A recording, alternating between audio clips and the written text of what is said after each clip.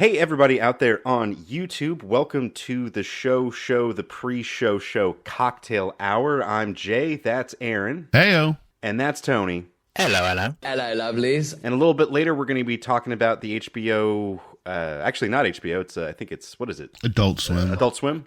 Yeah. Adult Swim show Common Side Effects.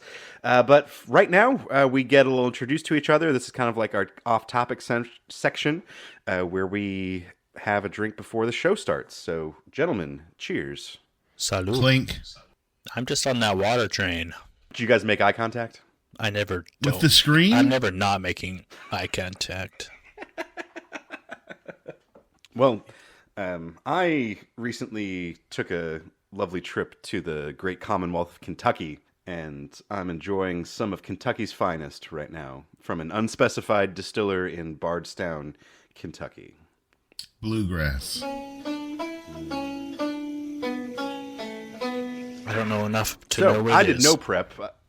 I did not bring a topic for discussion. Well, we just kind of finished up the spooky month.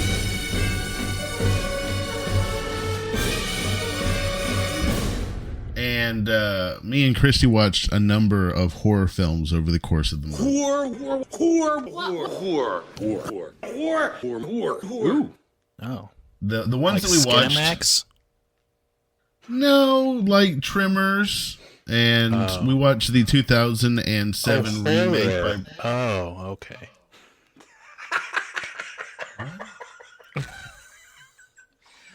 Stupid joke, dude. I missed it. We was a watched stupid the remake of Halloween by Rob Zombie from 2007, which I had never seen. It was actually a decent slasher film. Apparently, people hated it because it told like the demented backstory of Michael Myers and how he became a crazy person. Watched a very classic 2004 film, The Descent, about five British ladies going cave diving in, America for some reason. And there's something else down in the caves. Ooh. Well, I heard that one's actually like super scary. I've never It's seen decent. The Descent is decent. I had a good time watching it, but it's 2004, and the graphics, the special effects feel like 2004. We watched the Demon Slayer movie. Enjoyed that. That was a fun time. It just felt like a really big episode, but it's worth a watch. Then we watched two modern horror films that get a lot of like accolades or raving reviews, but I didn't really like them.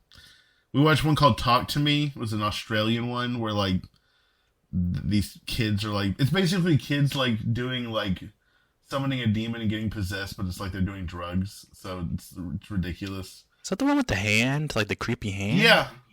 I That heard that one was good, but it's not that good. You will hear it. I did not think that it was. And then another one which was from last year called Blink Twice with Channing Tatum. It was not good.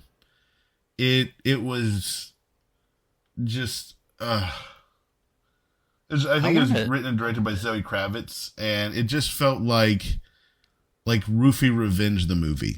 Like it was like a girl's revenge movie for all the stories about roofies. And again, horrible, can't believe anybody would do that.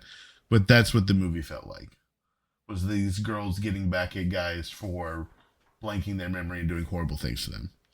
And that, I'm sure that there's some people that want to see that movie, but it wasn't really a scary movie. It was just kind of like people are creepy. I want to see Weapons. I don't know if it's on streaming. Oh, it's so good. It's good. It's so good, and it's even better when you know that its director is one of the guys from Whitest Kids You Know. The guy who wrote it, directed for real? it, produced. Yeah, it's fucking. Have you seen What's the deal with sketch comedy people being like good horror movie directors? people in comedy understand timing better than people who don't have a comedic background. And so because of that, timing in horror is just as important. And I think that it gives them a different kind of insight. I think that's why Jordan Peele does good in horror, right? I saw Tron Ares, and it was It was pretty good.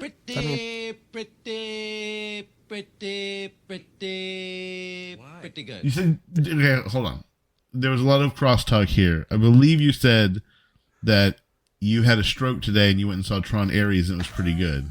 I didn't have a stroke. I enjoyed it for what it was, man. It was good. I saw it in the theater, so it was pretty entertaining.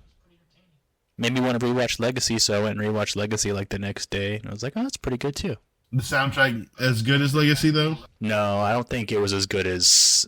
Yeah, I don't think the Daft Punk's just so iconic. Maybe this one, like, after I see the movie again in the future when it gets on streaming or something, maybe I'll have more fondness. Like, I don't. For some reason, the time that Legacy came out and the Daft Punk, like, I had that album on like repeat all the time for a while. So this might not be a fair comparison. It's got the power of nostalgia behind it. You can never tell anything these days, but I will say that, like, I've never been a big fan of Jared Leto, and everyone likes shitting all over this movie too. I was like, you just are bad luck for movies, bud. Just go back to music. Yeah, I unironically like 30 Seconds to Mars. They have some good songs, but Leto, yeah, he's been in a lot of shit, but he was actually pretty good in this movie. He was good in Blade Runner too. Like, when he plays like a more subdued, like, he's not, I guess he was the main focus of this movie, but when he's not like being extra, he's not so bad. When he's not being Joker. As a person, maybe he's horrible, but I don't hate him as an maybe. actor. I never saw Morbius, though. That might taint me forever.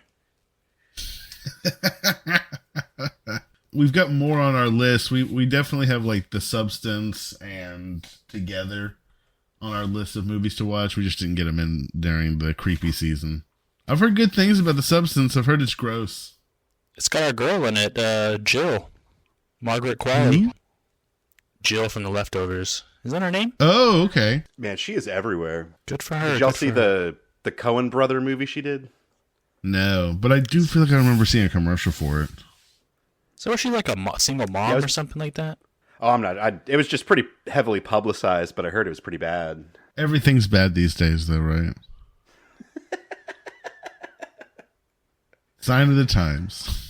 Well, I mean, maybe that's why we make a podcast about TV shows rather than movies, because there is some quality TV out there. There is. I mean, and you're not wrong. I feel like I was telling that to Christy. I was like, I feel like there wasn't any movies that I was excited for other than the horror films, because it was, the spooky season.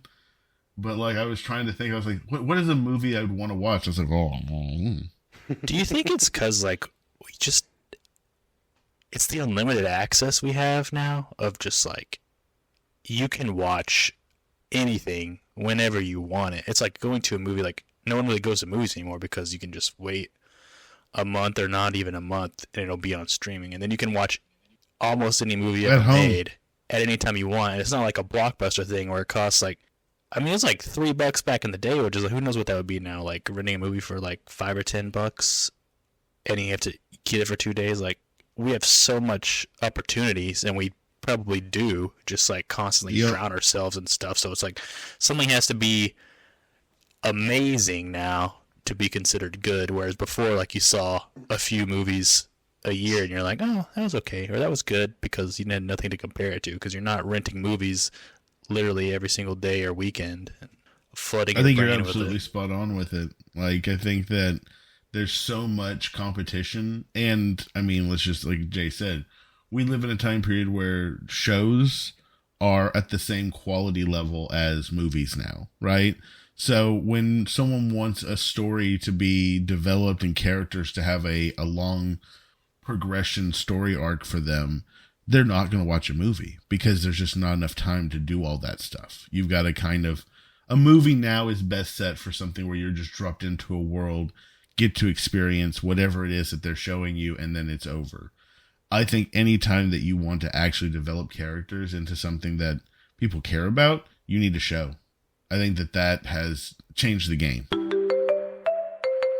Hello, hello, and you're watching The Show, the world's most dangerous TV review podcast. Warmest greetings and welcome to episode 78. We are the Baby Carrot Boys, the Bookhouse Boys, the Disgusting Brothers, if you will. Join us as we celebrate the 2025 Adult Swim animated series from the minds of Joe Bennett, Steve Helly, Mike Judge, and Gregory Daniels. Don't know your size, do know your style. This time on the show, Common Side Effects. I would like to welcome you inside the broadcast booth. I'm Jay. I'm joined as always by my two Hall of Famers. To my left, my half-brother who refuses to wear pants. It's Aaron. Heyo. And to my other left, it's the world's greatest amateur mycologist. It's Tony. Hello. Here at the show, 100% customer satisfaction is our holy grail. We want to hear from you. Check out our Instagram for news about the show, including our upcoming tour, convention, and cruise, along with plenty of other bonus content. You can find us on Instagram at The Show Pod. Send your emails to theshowtvpodcast@gmail.com. We have a Discord, and once I figure that out, I will invite you, I think. You can find me individually on Instagram, at jsuesponte. Aaron, where can we find you online? I believe I'm still on the Muscoverse at Tenacious Aaron. And how about you, Tony? I'm on Instagram at tpinquite. The show is now available everywhere podcasts are sold. You can find us on Spotify, Apple Podcast, YouTube Music, Amazon Music, Audible, CastBox, Overcast, Pocket Cast, and Radio Public. You can also check out our YouTube channel where we do a bonus pre-show cocktail hour. And before we dig into some beautiful blue mycelium, we must first visit the unofficial scoreboard. This is the part of the show where we share our thoughts on other diversions not selected by the great Wheel of Randomonium. So, Aaron, in the pre-show, you talked about some horror movies you've been watching, and anything else you wanted to add? Yeah, I kind of mentioned that we went and saw the Demon Slayer movie. Demon Slayer kind of, hot right now. And the movie, was a good experience. I don't want to say anything because I know Tony hasn't watched it. But I will also say that this is a weird show. This is an anime that, was a TV series with seasons. And then now they're finishing off the story by doing 3 movies. And when I think of a movie, I think of a start, a middle, and an end. And there's some type of resolution. This did not feel like a movie. It felt like a very, very long, big episode of an anime. Whereas, in a previous iteration, they did the Mugen Train movie, and it was a full, you felt like you walked away from that with, a closure of the story, a resolution of what's going on, and it was a good movie. This, I just did not find it to be a very good movie. I think that they just wanted to be able to use all the money towards really cool shots and sequences, which makes sense. But I almost would say wait until all the movies come out and watch them all back to back, because it just kind of leaves you wanting more. Outside of that, continuing my epic trek through One Piece, I am in the 800s now. Ooh. How many more to go? I believe that, only a few hundred more. There's only, I think, 1,100 and plus episodes so far. Oh, wow. So we have done the lion's share. Soon? Or something? They are, actually. There's a live action version that Netflix has done, and then there's what's going to be called The One Piece, where they essentially modernize the animation and strip out all of the slow pacing and random just panning across and showing everyone 6 and 7 times to make the episodes last the full 25 minutes so that they can actually make the show more watchable for the average citizen. I just kind of keep on going. Just don't let go. I saw a funny meme, I don't know how long ago, but it was just someone has watched all the One Piece and they're like, oh man, I just wish I could reset my brain and go back in time and just watch it all over again. And then he acts like it happened and he's like, 1,000 episodes? Fuck that shit.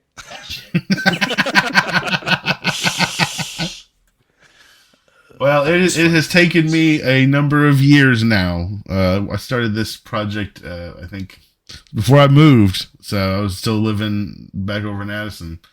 But it's been, I think close to 2 years now, finally getting to the modern era, I guess, of One Piece. Man, that's some dedication. Because I was watching through Drew Carey, and I tapped out in like season 6. To be fair, One Piece, like the criticisms of it in being a slow pacing are absolutely valid. But the story, the characters, the world development, the fleshing out of everything are very well done. Like they have no like characters that they fully develop in the 400-500 episodes show back up in the 600-700 episodes. Like you don't just like one and done stuff. There's definitely kind of a lot of things wrapping in and tying together and coming back from earlier like episodes. But they, goddamn, do they fucking tell everyone's backstory. Well, what about you, Tony? What you been up to? Well, I said it in the pre-show, but saw Tron Ares. It's not as bad as internet would have you believe, but maybe just go in with low expectations for it or wait for it.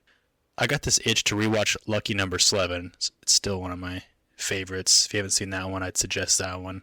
It's got really kind of like going back now. It's kind of like maybe too much on the let's be incredibly witty with our writing, like cause it's just like bam, bam, bam, rapid fire, like the entire movie the whole time. But that's also kind of why I love it. So 10 out of 10 for Lucky Number 11. A really great Josh Hartnett, Lucy Liu film. I feel like I've seen this movie it's before. It's got Bruce Willis, Morgan Freeman, everybody. There's a lot of big names in it too, but it's a good kind of like mistaken identity, kind of detective, kind of like wrong place, wrong time type film. That's about it. Oh, anime front. I don't know if I said it last time. Lord of Mysteries was anime from this last season. That was really good. That's like the Lord of War sequel, right? Except more mysterious. But it's like, I think it's based off of Chinese work. I have no idea what is going on. I still don't understand. I watched like a video that tried to explain it. It's like it just drops you in and it never explains anything, but it was really good animation and I did enjoy the story. So I guess if you're looking for a recent anime, that I think there's a lot of like source material for them to work through that I think they're planning on making a lot of it. So yeah, Christy was dismayed with how short Demon Slayer actually was. Like, of course, the first anime I got her to watch was Naruto, and that took us forever to watch through. And then like Demon Slayer, it took us most a are just couple of 12, months. and they never. It was like 12 or 13, and then they're done. Like it was very, very short story comparatively. So she was like, it just feels like they just got started. I was like, that's just because you've been ruined by the ancient long running anime that had to go on for 10 years. Yeah, they used to have to put out 25 episodes, and now they just do 11 or 12, and then they're done for 3 years. Mm-hmm. Didn't it take Attack on Titan like forever to get animated? I don't know. I feel like it's like modern TV where it's just like years between seasons. Sometimes for the popular ones. Sometimes if they're super crazy popular, I feel like they just work on them back to back, like Avatar movies or something, and they come out. But yeah, you see that more and more. There is nothing more I did this for me than James Cameron's Avatar like sequels. The greatest director of all time. He may be. I'm just saying that I remember walking out of the first Avatar. Guarding his house, I think. I have no doubt that he does. Like, you know, but I'm just saying, like, I remember walking out of Avatar and being like, I've seen video games with better cinematics than this. And then people were like, this is like groundbreaking cinematography that we'll never see anything like this again. I was like, this was not that good. I want to know, this is rude, but how much money does Zoe Saldana need? Because in one way, I'm like, give me. Are you talking about the T-Mobile commercials? Yeah, I'm like, give me her agent because she's in like what Marvel, Guardians of the Galaxy, and then she's in Avatar, and then she's in the newer Star Trek. So she's like 3 major multi-movie franchises, like extremely popular, like properties. And then yeah, she's in these random T-Mobile. I'm like, what are you doing in a T-Mobile commercial? You're still a hugely successful actor. Like, why are you in this random, in like a puffy jacket looking in a mirror talking about T-Mobile? Because when you're hot, right? Like that's the thing is like It's like whenever she's got to be like rolling in a bed full of cash from Avatar, like I would think, unless she got a horrible like contract when she first signed on or something. But at least the Marvel money's got to be good, right? I don't know. yeah, but like Ted Danson did like a recent show, and then all of a sudden you see him in commercials again. Like I feel like that's like whenever you're popping off, like you gotta max it, right? Like you can't not let that opportunity pass by. Because then you're no longer hip or with it, and then you're like, let me do a commercial. Like, why would we want you to do a commercial? I mean, what I would do is just go be on a Japan billboard for coffee, A ring-a-ding-ding. Yeah. like Tommy Lee Jones. Well, that's probably not a bad idea. But I also feel like even with that, like then the internet finds it, and then forever you have videos of John Cena speaking Mandarin. I don't know. Yeah, sorry for the derailment, but I was just like, yeah, I see in the T-Mobile commercials, I'm like, you're in huge, ginormous movies. It's insane. But anyway, sorry for the distraction. No apologies necessary. What is on your unofficial scoreboard, Jay? You know what movie I've seen on average, I'd say once a day for the past 2 weeks at least? K-pop Demon Hunters? K-pop Demon Hunters. Oh, good guess. Yes. Yes, right on. Are your stress levels going up?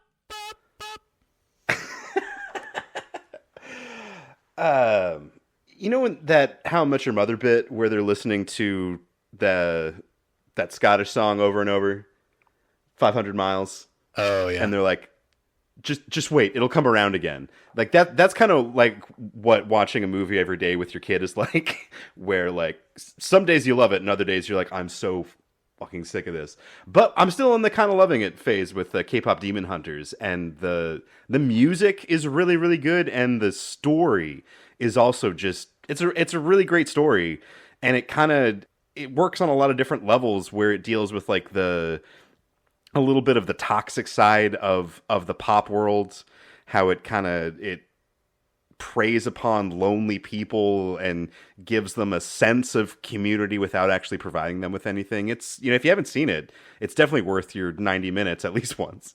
I definitely want to see it. I've liked all the songs I've heard from it.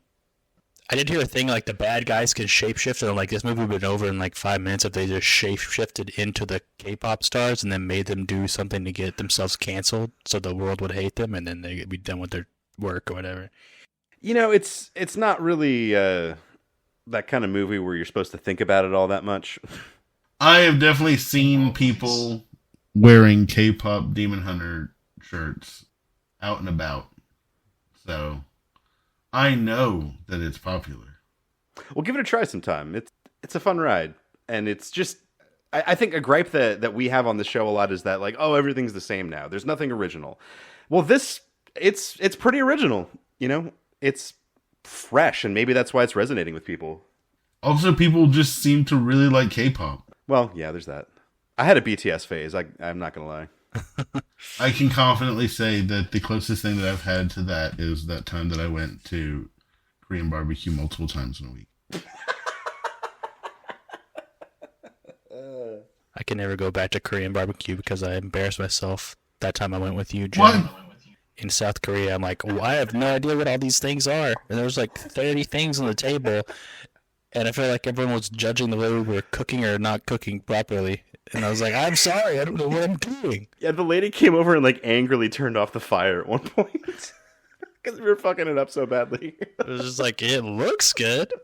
Had a lady come and take like some food, like we had not cut it up, and I guess you're supposed to. That's what the scissors were there for. And she like took it off of the grill and cut it up and put it back on. I'm like, oh, thank you for that. There were like 30 kimchis, and I'm like, I don't even know what half these things are. I don't even know what kimchi is really. I know it's fermented something, cabbage or something, but there can't be. You take a 30 bite of types. this and a bite of that. That's the whole thing about Korean barbecues. You just take a little bite of everything. The fried chicken, though, oh baby. Oh yeah, that was the good stuff. Oh, Korean fried chicken, your own KFC. Oh, we've got like it's like a fusion of like Nashville hot and Korean fried chicken up here, a place, and it is amazing. Is it called Bonchon? Because we have one of those. Well, there's Bonchons up here, but this one's called Hangry Joe's. like Angry Joe's, but with a H, because you're hangry. But it's pretty delicious. Well, you boys ready to get into common side effects? We are. Yes, sir. Let's do it. The clock has struck midnight, and we all know what that means. Let no man mention his name, lest that man become him. This was an Aaron pick, so Aaron, please introduce us to common side effects. Well, this month we dove into the Adult Swim animated series Common Side Effects. This show, I see what you did there. the show follows the former high school lab partners Marshall and Francis, who get plunged into a massive conspiracy. Marshall is a fungus expert, and he discovers a literal miracle cure, the blue angel mushroom, which can heal any illness, cure any disease, and even reverse death with some side effects. He makes the mistake of sharing this discovery with Francis, who just so happens to be the executive assistant for the CEO of a soulless big pharma company. What follows is a paranoid thriller as they go on the run, get hunted by pharmaceutical company, international businessmen, and a pair of hilariously bumbling DEA agents, all of whom want the mushroom for themselves, either to control it, to profit from it, or to bury it forever. That was great. So, Well said. That was yeah. great. The DEA agents were actually, they were capable. They weren't bumbling. I liked the DEA agents. Well, I mean, their arc was interesting. At first I thought they were FBI agents, and I realized they were DEA agents as the show kind of unfolded. But there were a lot of interesting characters. This was very much a Mike Judge show. Yeah. Like it had his, outside of just the voice, but it had his fingerprints all over it. And I believe this was the same studio that did Scavenger's Reign, right? I think the animation Yeah, studio, Yeah, it was. If it wasn't the same studio, it was like the same individual artists who worked on Scavenger's Reign also worked on this. I thought this was a better fit for their art style. I liked this a lot better than I liked Scavenger's Reign personally. I felt like they also, I complained about this when we watched Scavenger's Reign. I felt like the frame rate was off whenever we were watching that. This, I didn't feel that way. I felt like that issue was resolved very, very much so with this show. Also, like, I don't know that I would call this really, like, it's not a comedy. This felt very much like a drama. You know what I mean? Yeah. yeah. Which is interesting for Adult Swim to be, putting out, in my opinion, one of the better dramas that I've seen. Yeah, I really liked it. I was telling my buddy, like, this animation studio, like, they have nailed making, like, unsettling images. Like, just something about, like, I don't know, the way they draw eyes. I don't know. It's like a weird, overly shape, but just, like, they're making creepy little unsettling characters. Like, what is the little thing that ate everything in Scavenger's Reign? Yeah. This one has little, like, hallucinations of these little, like, fungi boys, but just, like, their unblinking eyes just is so unsettling. Like, they've nailed, like, just, like, a straight-faced, unblinking, unsettling face. It was like, it works. They nailed it. They know what they're doing. For me, it was the disproportionate heads. I couldn't let it go. On the little, like... Tiny hands. Everyone had, like, tiny hands. On every huge character, heads. everybody's head was way too big for their body. Yeah, it's true. It's just a Drove me stylistic choice. nuts. Just like Marshall's shirt the whole time. Yes. Like just freaking button it, man. God, you're making me feel like Clint Eastwood. Like, Yeah, you're not running around in Peru in sandals and an unbuttoned shirt. Well, I really definitely liked it. think that the voice acting, the casting of everyone, like, that they kind of nailed everybody's voices. I also feel like, I don't know, like the way that they show the dichotomy of the different forces involved. Like, even like when it came to the old lady that, was into the naturopathic stuff, even she, when faced with everything, became violent and trying to steal everything from Marshall. So I felt like the show did a good job of kind of delving into all the different, like, ways that humans kind of get off the rails, explore how, like, different forces kind of change the way people value stuff. It's even like Francis ultimately betrays Marshall, right? I did appreciate, like, I feel like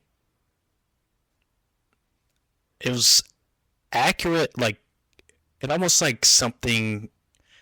I appreciate that it showed both sides of, like, yeah, he wants to, like, help the world and, like, this thing could save the world, but then I appreciated them showing other sides of, like, yeah, it could also, like, throw the world into such a big chaos that it's almost like a net negative too.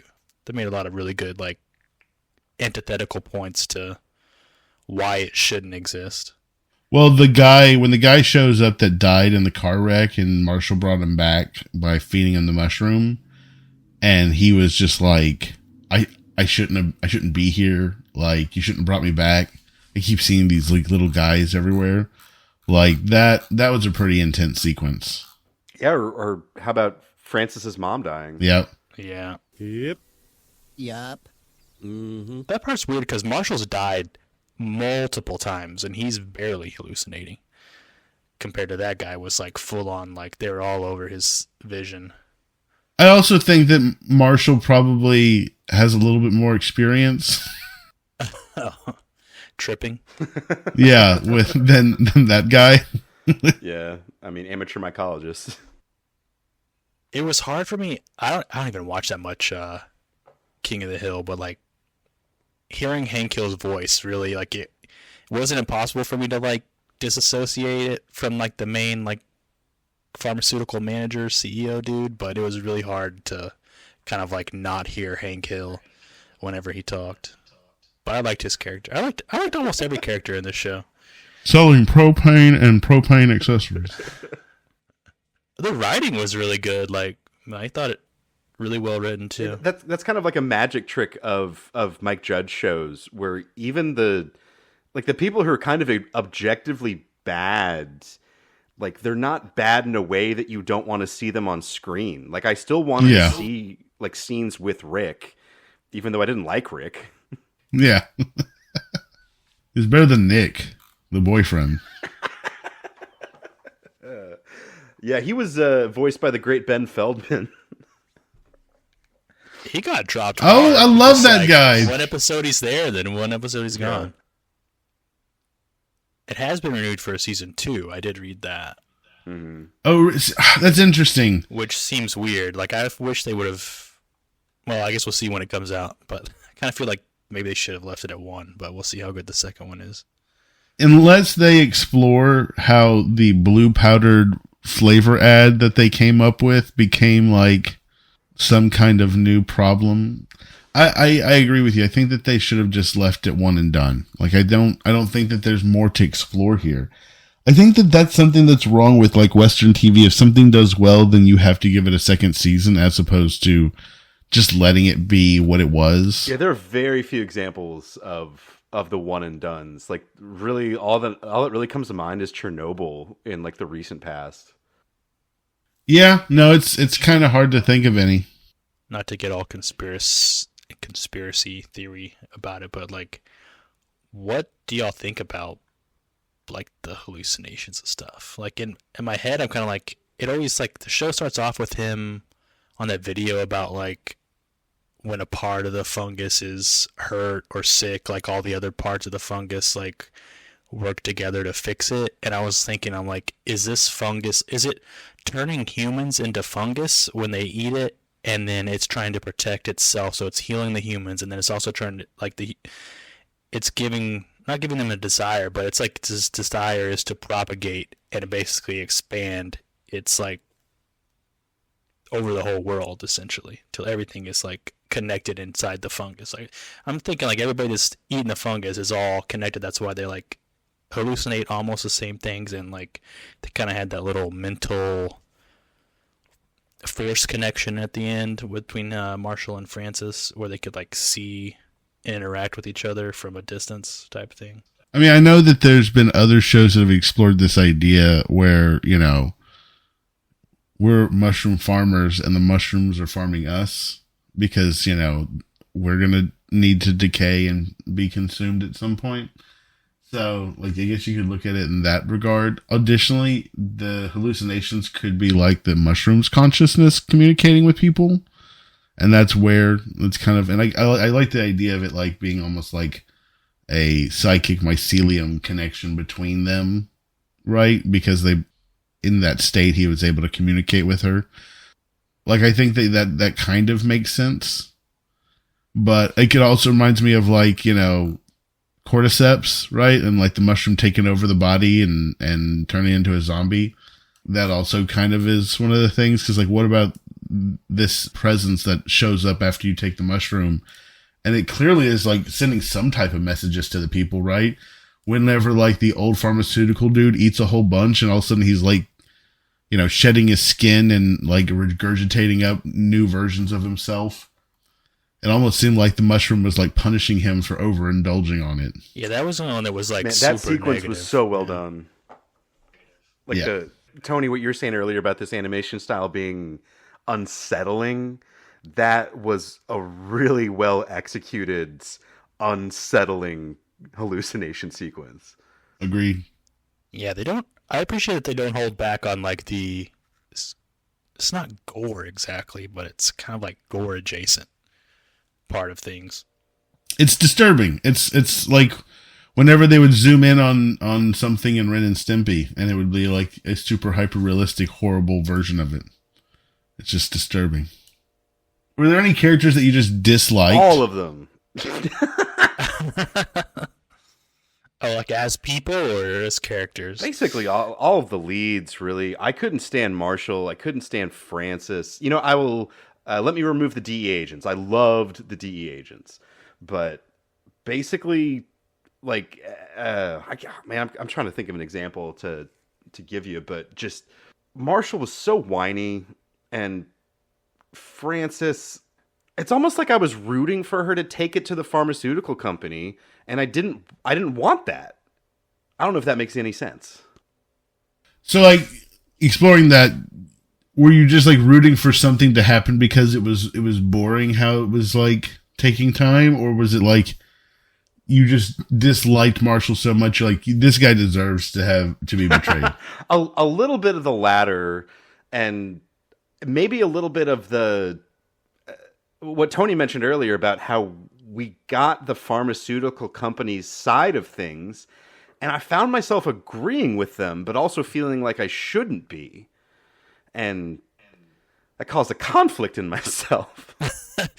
They made a lot of good points. I mean, like, what was the one part where it's like, okay, then it works, and then it gets out, but then you're like, how do you know which one's the real one? Or like people have different versions of the same thing.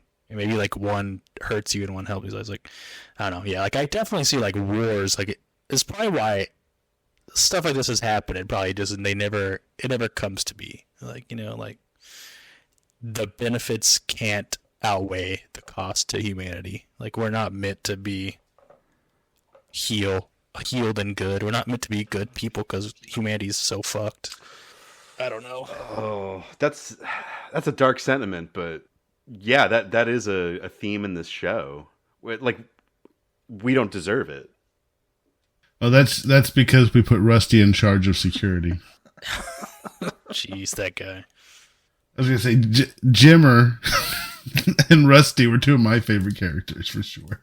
I will say, like, yeah, that's like I think Jay was kind of hinting at it earlier. It's like everyone, even the bad. There's only one really quote unquote evil for being evil's sake. That's like the main like rich dude that's trying to like kill them is the bad guy. But everyone like you're not supposed to like Rick. Like he shows up to like he actually cares about Frances. Like I feel like in a genuine way. He like shows up to the funeral and is nice to her. And I feel like he's like not a douchebag to her. Like he doesn't treat her great, but he's like not a horrible person. And like the other bad guys are not so horrible except for like the evil. I don't even know what his ethnicity is supposed to be. Like Backstein.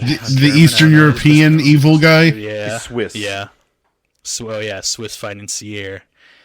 Him and this Cecily girl that's below him, those I guess are the only two that are just like bad with no redeeming moments. Everyone else had like you didn't hate them as a character, even though they were like obviously the people you weren't supposed to like.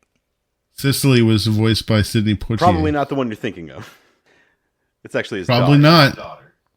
you got to be a certain level of conceited to name your child after yourself. Jonas Backstein. Yeah, I recognize this guy. This was the main bad guy in the new Naked Gun movie as well. Danny Houston. Did you guys notice any instances where they recreated a location from another piece of media? Like, did you notice any like references to places that you've seen elsewhere? Not off the top of my head. I wasn't looking for that. Yeah, I can't really think. There was one that really made me sit up and Leonardo DiCaprio point at the screen, where it was Jonas Backstein's apartment, and it was a shot for shot remake of Logan Roy's apartment from Succession, of where Brian Cox lives. Oh, really? That's cool. And then there was another point where they were at a gas station, and I couldn't pinpoint it. It might be Toy Story, but I was I know that gas station. I've seen that somewhere. And I love to go look up the IMDb trivia on any kind of shows we watch. But this show's, it's so new, and I think it's so under the radar that there just wasn't anything on there. I might just be making this all up in my head. I think that people do homages. Like the guy was supposed to be kind of an evil rich guy, so that fits with Succession, right? There's so many people that love that show. I just fucking hated it. Well, you did only watch the first season, and it's true.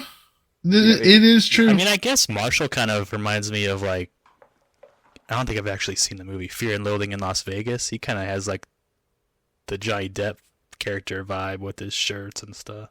The hat only in the hat. Yeah. Only in the appearance, nothing about the mannerisms, the personality. Yeah, Hunter S. Thompson's had a very unique personality. I also will say that there were not a lot of, the best character was Socrates and Rusty were my two favorites. I honestly there were a bunch of characters that I didn't particularly care for, but there were times that I got annoyed by the DEA agents, especially whenever they decided to go their separate ways. It kind of felt out of left field, they were both in on it together all the way up until all of a sudden she wasn't. And I felt like that was one of the things in the show that they didn't quite, I don't know. I didn't feel like there was a reason why things started to diverge at the end there between the two. Yeah, I think they could have given us a little bit better of a reason why she stayed. Because for the other guy, he was always into conspiracies from the beginning, so it made a little more sense why he was I'm not calling this in because the higher ups are involved. I need to get to the bottom of it. But I think we needed a little bit more of a reason why she would split from him. Mm-hmm. She was there along with him the whole time, right? Seeing everything he was seeing. Yeah. In my head canon, it's it got to the point where it's okay, this would be she could no longer do her job. They're both going to be fired, and they're actually good agents, probably doing good things. I was just she won't be able to do good things anymore. Whereas I feel like the guy character was he cared about justice, more than the job. I feel like she cared about the job and being able to actually do the job, and he cared more about true justice, I guess, for the world, which is why he was doing the job. I don't know. It's in my head canon. I love that. I'd seen that scene where it introduces. Are you gonna put good agents on it? Oh, the only thing we got left is what? Campano and Harrington. Are they good? And then it introduces them, and they're the girl's getting a hot dog, and he's playing the music through the headset. Mm-hmm. I've seen that scene before, and it's so great. I was that's what we have. Right Aaron, there. you mentioned Socrates the turtle, and you are the show's resident philosophy expert. Was there a significance to that? I don't know enough about Socrates to know. I don't mean to put you on the spot. Off the top of my head, I can't think of anything that necessarily ties back to Socrates. I think that just Marshall's character was kind of created to be the prototypical burnout, hippie kind of person. Right. Socrates just kind of went around talking to people. He didn't write anything down. It was all Plato that wrote down stuff about Socrates. So anything we know about Socrates comes from other people's writings. Mm-hmm. So I mean, I just think that that's kind of a part of the character development for him. Because there's definitely a philosophical aspect to the show about like what is right, and it's more of moral philosophy, right? Yeah. Like how do you help people? But we even saw like whenever they were trying to help people, they're trying to make money off of it. And, you know, no matter what, even then with like making like the tincture and they're being secretive, it feels like the show was about kind of like touching on all these different moral questions. I definitely got a little bit of a Who Watches the Watchmen vibe from the underlying philosophy of the show. Mm-hmm. Like who's in charge of what's happening, you know, kind of defines what's available or able to happen. I can't think of anything related to Socrates that just like stands out other than just shitting all over your stuff. It's definitely the type of name that a guy like Marshall would give to his turtle. Exactly. That's kind of what I feel like that's the significance is that. That's fair. That was that just like an obvious thing? Like when that got revealed, I'm like, I feel like I saw that coming from a long ways away. That it was going to be the turtle's poop. Or I just seen too many TV shows and stuff. I was like, it seems pretty obvious to me where this is headed. I mean, there's only so many stories, right, about the putting the monkeys in the room with a typewriter for a million years. Or like somewhere in Pi is an entire novel. Or Shakespeare is somewhere inside the number pi, like if you convert it into letters, because it's like infinite. I think that people don't have a good understanding of infinite.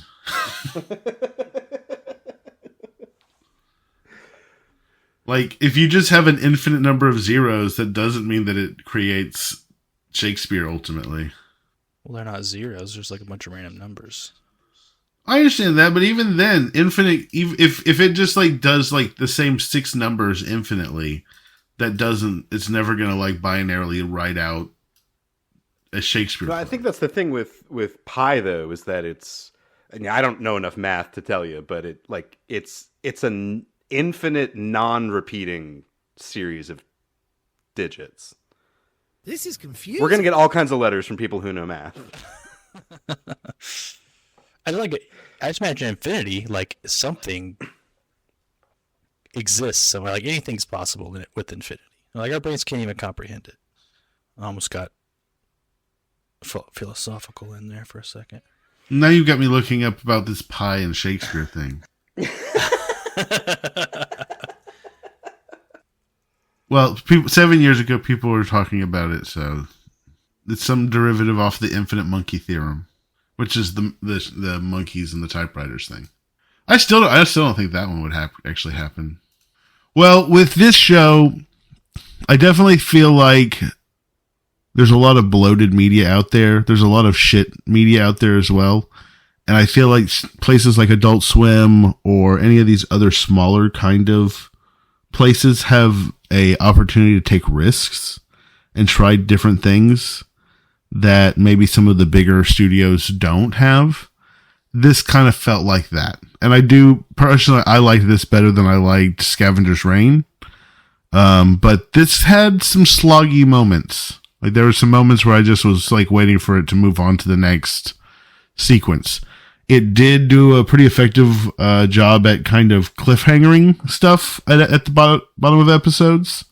Like, definitely be like, oh man, something just happened, and you're like waiting for the next scene to take place.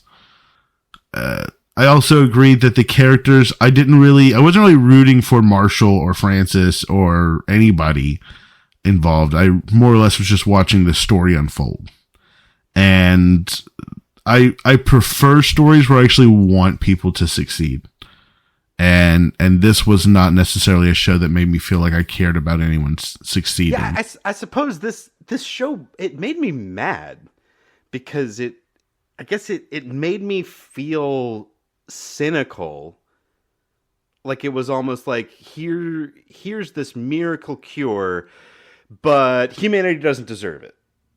So the only solution here is to destroy it? Like I Yeah. wanted a solution, I guess. I didn't want to think for myself. I wanted the show to tell me what the answer was. Well, but the show also kind of led you to believe that the it's this miracle cure, but by the end of it, we're seeing there are side effects. There is a cost to this miracle cure. Yeah. Right? I mean, at least Marshall wanted to, like, he's like, I don't want it, like, we don't know what this could do. Like, we don't know if it's like, yeah, it heals people. He wanted to test for side effects. He didn't want it to, like, go out. The question there is, like, it's not we don't deserve it. It's humans are very quick to profit off of stuff. And the right thing to do is to actually test it and evaluate and determine what it is that we have. But there's always this kind of exigency of, well, this is going to change the way everything is. So I think it's exploring those things. I don't feel at the end that we actually got a final answer. We just got basically new Dorito seasoning. That was such a It twist I was definitely not makes you seeing think, coming. Sorry, like, Tony, go ahead. harder. Honestly, I think it definitely makes you think harder than, like, your average, like, because it's almost like a superhero movie. It's like, what if you found a way to become Superman and save people? And then it's like even the show even like literally spells it out. It's like, well, who do you save first? You save the old people first, but then like they're still gonna die of natural causes sooner than young people.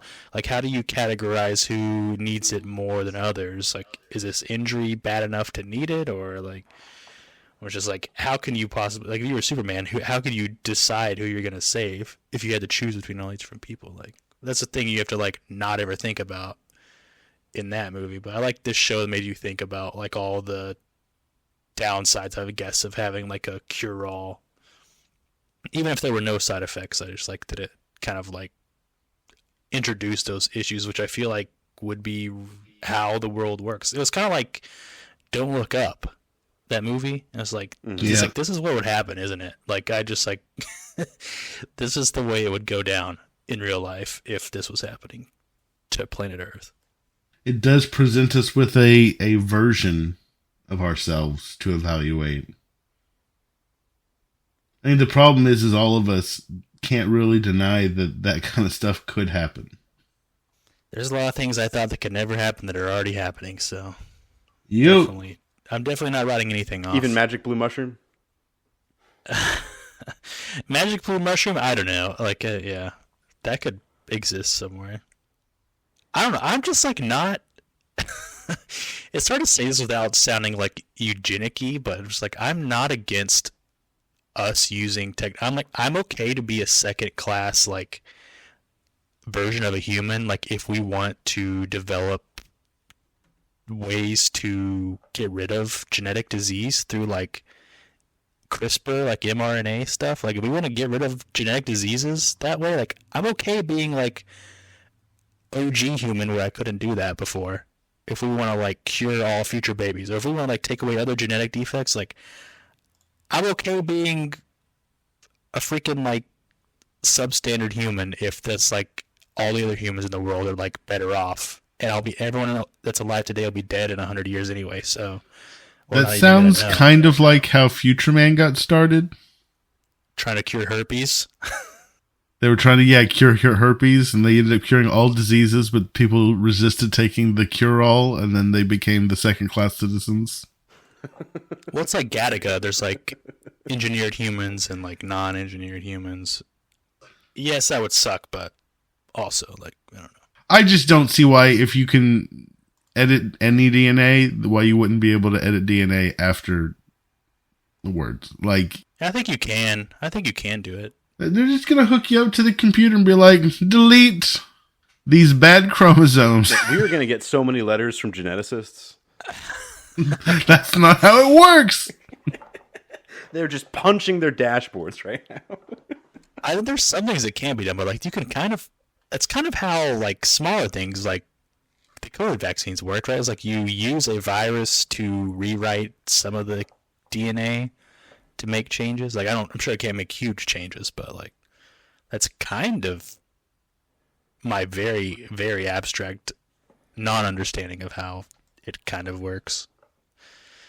Done no research, but I'm just like, there's gotta be ways. Like, I don't know. I sound so bad when I actually say these things out loud. I think that we live in a whole new era of technology and medicine and things like that. But I do think we're still limited by energy. Like, I feel like it would take a lot of energy to like rewrite someone's DNA. And I just feel like at some point we're going to have like, people are like, I'm half cat and I genetically changed myself to be half cat. Like, we're going to have splicing in some point. And no, I didn't take that from a Batman Beyond plotline. Speaking of Splice, have you seen that movie? That's a film for sure. I've not seen Spliced. I don't think there's a D on the end of it, but it's like, I don't even know if I could recommend it. It's a weird one. It's like a sci-fi kind of horror movie. I don't know how to describe it. I think it's got Adrian I'm willing to Brody watch in it. any of the sci-fi horror stuff. I've avoided some of the more like intensely grotesque ones like Terrifier or any of those. I'm not a big fan of the torture porn stuff, but I do like anything that is supposed to make you jump. Again, I will recommend Weapons. Highly recommend Weapons. Yeah, I need to see if that's out so I can watch it. It definitely is. Speaking of, this is a quick sidebar. After I went and saw Weapons, I was like, you know what? I want to explore the philosophy of the movie Weapons. So I went on to AI, went on to Gemini specifically, and I was like, hey, AI, I went and saw this movie last night, Weapons, and I want to talk about the different philosophical ideas that it contains. Says, oh, that's a great idea. That seems like a really fun project. When that movie comes out next year, we can surely do that. I'm like, well, no, the movie's out. I just saw it recently, and I want to do this. It's like, oh, I think you're mistaken. The movie is not slated to come out till February 2026. Maybe you saw another movie that had a similar name, and let's see if we can figure out what movie that is. I was like, no, it's Weapons. It's got these people, this director. I saw it on this date. It came out on this date. And I even took a screenshot of the Google Gemini, like, oh, this movie came out on this date, like thing. And I uploaded it. And it comes back and it's like, oh, I see what happened. This is a classic case where the Google AI has put some incorrect information together in the summary, and you are just, are falling for that information. And I was like, no. I have seen this damn movie. I saw it in theaters. It was with these actors, this director. And it was like, oh, you're having a false memory. And it defines what a false memory is to me. I finally look up showtimes for the movie and send it to it. And it goes, my mistake. You're right. The movie is out. I was looking at some old information from the production studio that was no longer accurate. You have shown me the error of my ways. I was like, this was a good 15 minutes of arguing with the AI on whether or not this movie had come out. It was surreal. That was my next question. Like, what motivated you to spend so much time making sure that the AI knew that you were right? Well, number one, if I'm not going to do it, who is? Yes. When they came for the incorrect weapons information. Look. On one hand, it was an interesting experience because, if you remember any conversation with Adam, already talking to someone like that, you have to prove every fucking thing that you say to that person. And so like, I was like, oh, I've already had to do this basic thing with other people. Let me do it with the AI. And so I just went through the process. What was wild to me was how it had an answer why everything that I was telling it to try and correct it was not right. Like, it was almost like it was justifying what it knew. And I was like, no, motherfucker, this is not, you're wrong. You are objectively wrong. And it was like, no, you're wrong. I am the one who's right. So it was just a very surreal moment in dealing with the AI. Now, this was like a couple of months ago. This was not recently, but still, it's one of those things where I don't know. I asked other people, their experience with AI, and most people it's pretty generic or basic. But I know that other people are having crazy ass shit like this happen to them too. Yeah, because I'm preaching to the choir here, but you got to remember that all it is it's just being trained on our information, our flawed information. So it's just as flawed as we are. Oh, for sure. Just faster at getting to the flaws. I feel stupid because I just like learned of this, which I already knew it from flights and stuff. Like, you know how like they track your whatever history, and so like if you search a certain flight a bunch of times, it's going to show you the more expensive versions of the flight because it knows you're trying to book it and stuff like that. Yeah, And I knew that existed, but I didn't know that has spilled over into other aspects of like the world. Apparently, it's called surveillance pricing. I feel like stupid for not thinking that that existed already, but I'm just kind of like going down this little hole of like apparently like on Uber, if you go take a certain path a certain time, or if like maybe you like coffee and go to this coffee shop or coffee shops in general and you try to book a ride, like you and someone else could have the exact same starting and end points and have wildly different pricing. Or if like you go to this coffee shop, maybe it'll show you an expensive price, but if you pick the store 2 doors down that you don't ever go to, it's like the same location, but it'll give you like a lower price. And then I saw this video earlier about like Amazon. It's like Amazon knows what you've ordered before, and it knows you like to buy things on sale. So like show this example of this guy, I forget, he was just like buying like some coffee beans or something. It's like the price was the same, but it's like on his Amazon it showed his coffee beans as like the price, but it like showed a higher normal price, and then it was on sale for like 30%. Whereas if you went to another person's like Amazon account that has never bought that or doesn't ever buy it, it shows the same price on that it showed for him, except for there's no sale. That's just the base price. And I was like, I feel stupid for not thinking that it has already like spilled into other areas of the world because it seems obvious. But I was just like, why have I never thought of this before? And how much money am I spending that I shouldn't be spending on buying things that I don't even know what the real prices of things are anymore? Yep. No, there are definitely some problems with that kind of behavior. I definitely think that I honestly feel like Google Maps, like they pay to keep you on routes where there's businesses. Because like I was traveling just over to McKinney from all the way over in where I'm at, and it was taking me on 380 through Princeton, just like bumper to bumper traffic. And I knew of another route, so I turn off of it. It saves me 10, 15 minutes. But it's just not going through any of the commerce. It's going through neighborhoods and back roads and stuff like that. And I was like, well, that's horseshit. Like, if I'm asking you to go the fastest route, why aren't you sending me the fastest route? Well, it makes sense because the businesses benefit from you wanting to get coffee and donuts in the morning on your drive to work. That's kind of like I've heard recently about Google made their search. Well, I guess it's probably happening again with this AI being the top result, but it's like Google made their search worse because like it was too good. It was always like nailing it on the first result, but when you nail it on the first result every time, like you're not getting ad revenue because everyone's just like finding exactly what they need immediately. So it's like someone in order to get more ad revenue make the algorithm worse, so people would have to go like scroll further down or even go to like a second page to find exactly what they want, because then every time they have to look further or click something else, it's another like opportunity to show ads, which is probably what's happening with this AI like summary at the top of the search results now. It's like, how are they supposed to capture ad revenue when AI is like halfway giving you the answer before you even click on any links? Like, you're not going to any websites anymore. You're just looking at whatever the AI summary is from your search result at the top of Google. That's what I was about to say. That's the real issue. Is I think that Google's AI algorithm for answering stuff actually cannibalizes their major like form of business. Because why would you ever go to any websites if you could just get the answer really quickly through the Google summary? But now you know it's wrong, so you can't even trust it. Well, you don't know. It's not always wrong. I think if it's telling you to eat rocks, it's probably wrong. But it's so hard to know what's real. Our elderly, like, you know, the baby boomers are supposed to transfer their wealth, but it's all going to be taken by scammers, and there's not going to be any wealth left we got to start to inherit.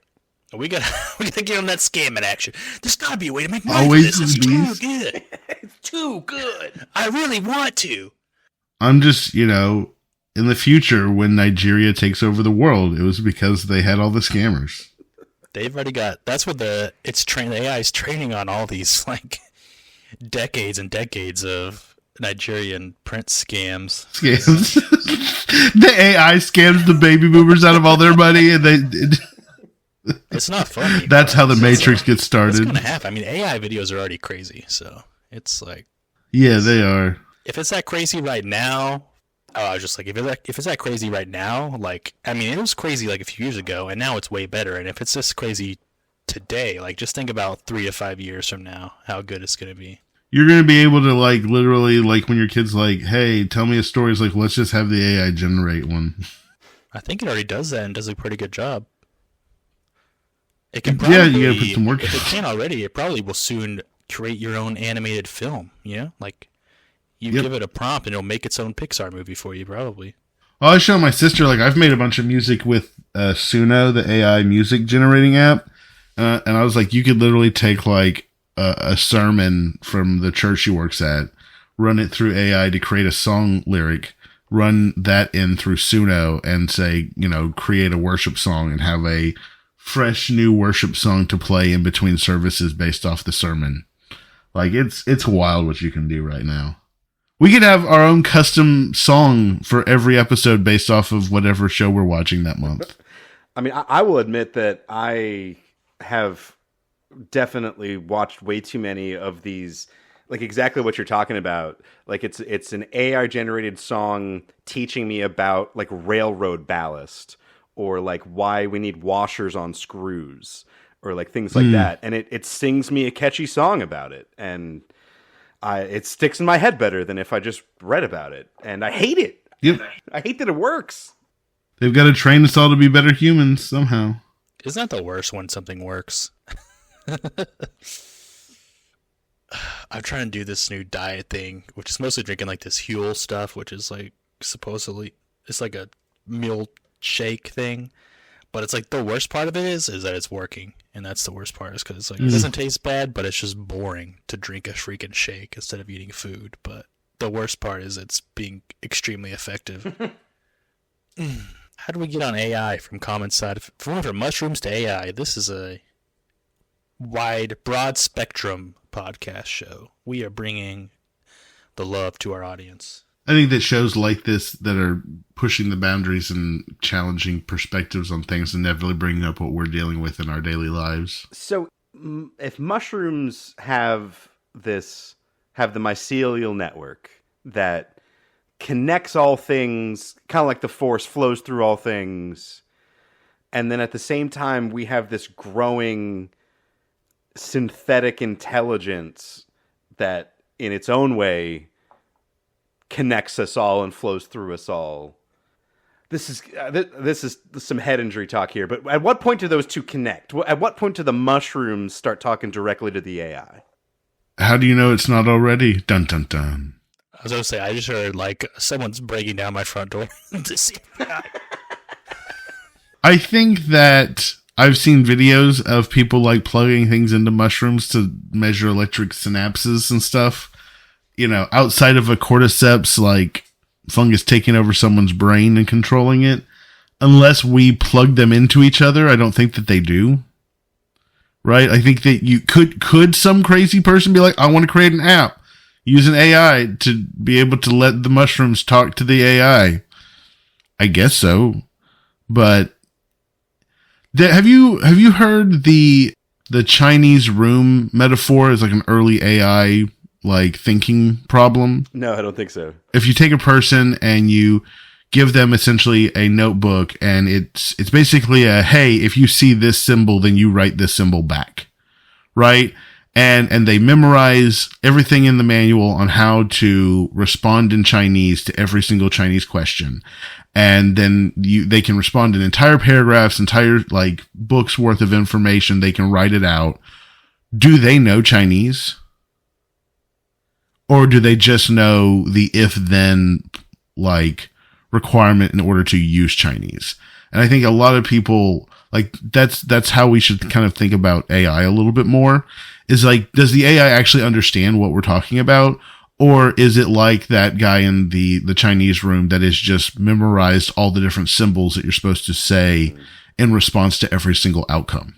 I think there's just different, because like what we have now is like large language models or whatever, Yep. and they're just like based on repetition and identifying things. But then there's like AI is like generalized intelligence. That's like a kind of like a different thing, which is like the sci-fi AI. I feel like we don't have the sci-fi AI. We just have like models that's like takes all the words written by humans that's been trained on. It's like in this scenario, usually people say these words and that's what it's spitting out, like versions of that. Or like this picture, this is a chair because someone labeled a chair in 2000 images and then I knew what a chair was and then they fed me like 200,000 images for me to self-label and then learn. I was like, it's just like it doesn't really know. It just knows that when something has like a flat seat and legs, it's like that's a chair. Like I guess that's what humans do too, but I don't think it knows.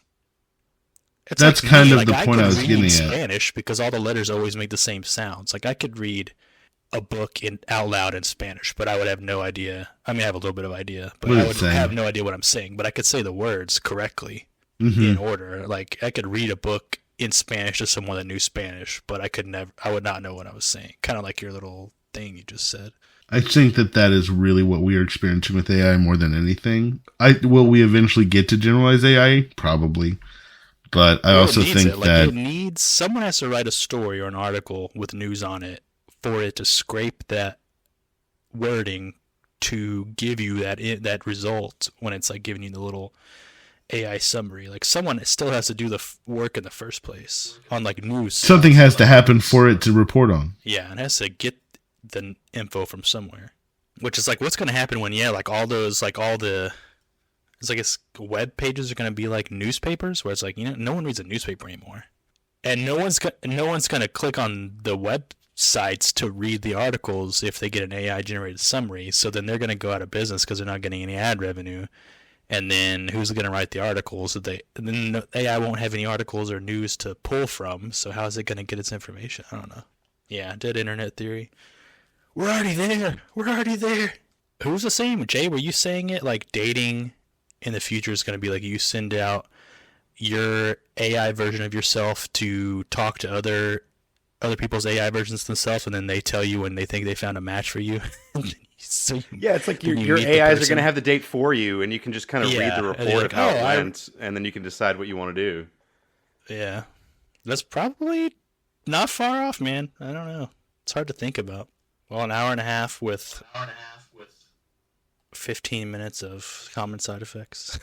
Do we want to give a rating? Well, you want to lead off, Tony, or what are we rating this show with? Socrates shits. Socrates that- shits. I like it. Dude, no lie, I literally was gonna say Socrates shits. I don't know if it's because it's an alliteration or what. It was just We were all on this- fruit or what. But that is literally Either we're all on the same vibe or we're all on the same spectrum. I actually wrote it like on the table next to you with my finger in the spilled wine glass that you're holding. Yeah, you saw it. And I just saw it. I'll give it. I mean, it's hard. Like, there's a lot of steps. It's like you have to like animated shows, and you have to like this type of like. It's comedic, but it's mostly a drama, like you said, Jay. So, with caveats, I really liked the show. I thought well animated. I liked the story. I liked the characters. So I'd give it like a 7, strong 7 Socrates shits.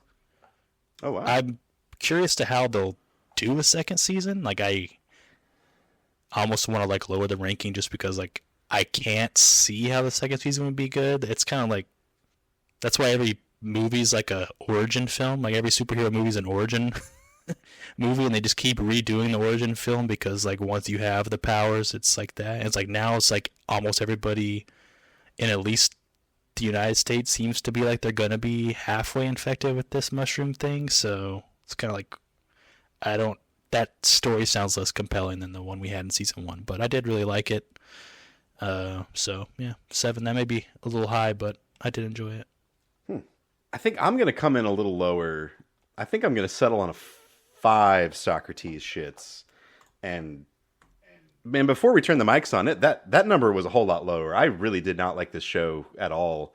But as we talked through it, I think maybe like I didn't like it because it challenged me and it made me uncomfortable, and it was, how do I say that? Like it was successful in in that, and I wasn't mad at it because it was bad. I was mad at it because it made me question some things, I guess you could say. Because before we came into this, my take was going to be like, they've already done Lord of the Rings. You don't have to do it again.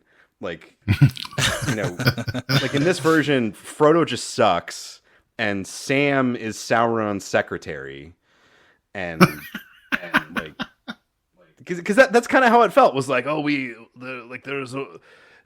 everybody's trying to come for it. Everyone is trying to, at some point, is going to try to take it for themselves, and no one is righteous. I don't know. Talking through it, I think made me feel a little bit more positive about this show. So I'm going to end up at 5. So what about you, Aaron? I'm going to be the Solomon here with a 6. I felt like the show was a good show. I felt like it utilized the art style better than Scavenger's Reign. I like Mike Judge in general, so I always want to like support any projects that he does. I agree generally with a lot of Jay's kind of complaints about the cast and characters, and simultaneously agree with Tony in kind of how I don't think this needs a season 2. But I do think that the show, I like that these kind of shows are being made. I like that shows that are challenging, that don't just deliver exactly what people want, that make us have to sit with kind of the uncomfortable situation that we potentially could find ourselves in. I definitely feel like a lot of shows explain everything to you, and this show did not explain everything. It left us to our own devices at times, and I think that makes it a little bit more challenging of a show. At the same time, is this something that I would go out and be like, hey, everyone needs to see this? No, this is a very specific piece of artwork for very specific types of people.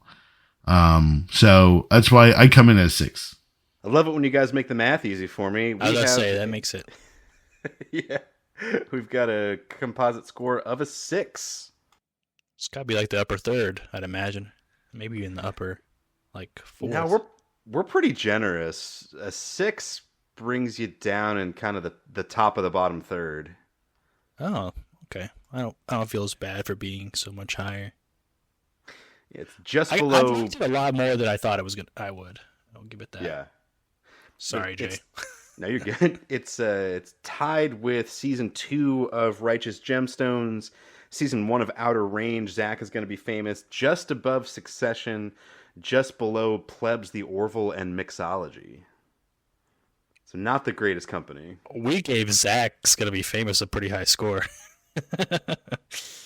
I think I did. I think you guys did. That was our dip into the cringe pool, I think. Because it started there, and then we started kind of going deeper. How has In-Betweeners never come up? There's just some sacred cows, you know? I keep on threatening Christy with In-Betweeners. You know they're getting a reunion show? Yeah, I'm conflicted. Apparently so is Malcolm in the Middle and Scrubs getting like a new season. If Scrubs, this is the thing. Scrubs has so much criticisms for all the gay jokes and stuff that existed in it from that time period. I feel like they're going to spend half of the fucking reboot just apologizing for all the gay jokes and then it's going to ruin it. And Jay was talking about Lord of the Rings, made me think of the hunt for Gollum we're going to be getting here. Who knows when. God. Please don't remind me. Well, shall we approach the wheel? Yes. Now, because I won 2 in a row, I have been removed from the wheel. So all we have are Jay and Tony's offerings. Jay, what do you have for us this time? I've nominated a 2021 HBO Max miniseries called Station 11. I don't know a lot about it. I know it's a post-apocalyptic story, and all over the internet people say if you like The Leftovers, you're going to like Station 11. So I think that might play pretty well with the show. Tony? Mine is Andor. I think I've done it maybe even a couple times, suggested it. So this will be my last one. I won't suggest it again. But if you've seen Star Wars Rogue One, which is kind of like where they got the Death Star plans to give to R2D2, whatever, or Leia.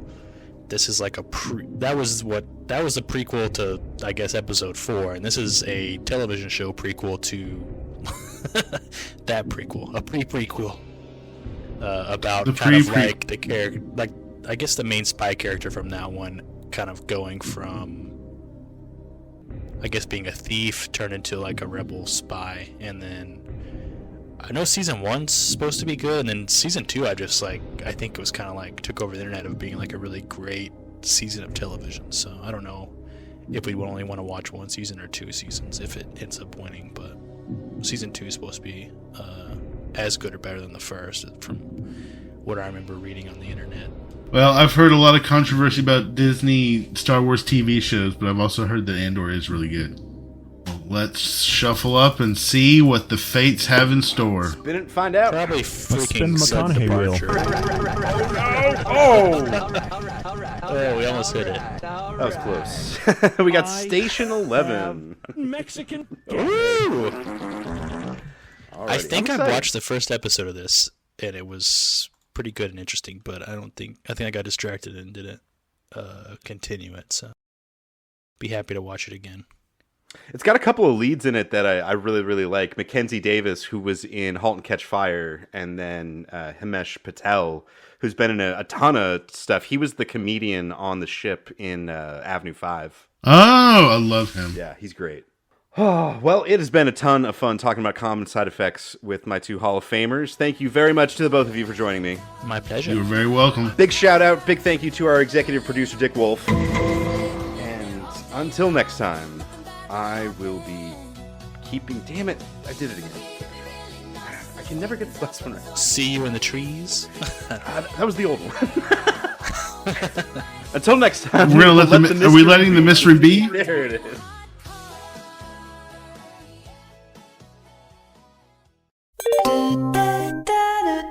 I mean, I deeply hope we beat their ass today.